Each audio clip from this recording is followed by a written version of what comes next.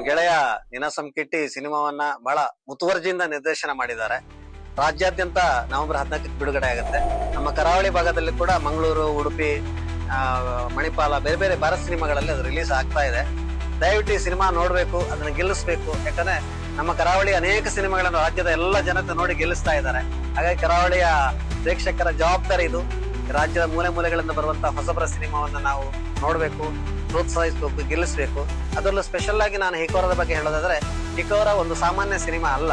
ಯಾಕಂದ್ರೆ ಯಾವುದೇ ನಿರ್ದಿಷ್ಟ ಫಾರ್ಮುಲಾವನ್ನ ಇಟ್ಟುಕೊಳ್ಳದೆ ಒಂದು ಹೊಸ ಗ್ರಾಮರ್ ಅಲ್ಲಿ ಈ ಸಿನಿಮಾವನ್ನ ಕಟ್ಟಿದ್ದಾರೆ. ಅವ್ರು ಪೋಸ್ಟರ್ ಹಾಕೊಂಡ್ ನಂಗೆ ಇದುವರೆ ಜಸ್ಟ್ ಸಿನಿಮಾ ಅಲ್ಲ, ಒಂದು ಎಕ್ಸ್ಪೀರಿಯನ್ಸ್ ಅಂತ. ಖಂಡಿತ ಈ ಸಿನಿಮಾ ನೀವು ಮನೆಗೆ ಹೋಗ್ಬೇಕಾದ್ರೆ ಒಂದು ಒಳ್ಳೆ ಎಕ್ಸ್ಪೀರಿಯನ್ಸ್ ಅನ್ನ ಕ್ಯಾರಿ ಮಾಡ್ಲಿಕ್ಕೆ ಕೊಡುತ್ತೆ. ಒಂದು ಸೈಕಾಲಜಿಕಲ್ ಬ್ಯಾಕ್ ಗ್ರೌಂಡ್ ಅಲ್ಲಿ ಕಥೆಯನ್ನ ಹೆಣೆದಿರೋದ್ರಿಂದ ಪ್ರತಿ ಪ್ರೇಕ್ಷಕನಿಗೆ, ಮಕ್ಕಳಿಂದ ಮುದುಕರವರೆಗೆ ಕೂಡ ಒಂದು ಡಿಫ್ರೆಂಟ್ ಆದ ಇಮೋಷನ್ಸ್ ಅನ್ನ ಕ್ಯಾರಿ ಮಾಡ್ಲಿಕ್ಕೆ ಹೆಲ್ಪ್ ಮಾಡುತ್ತೆ.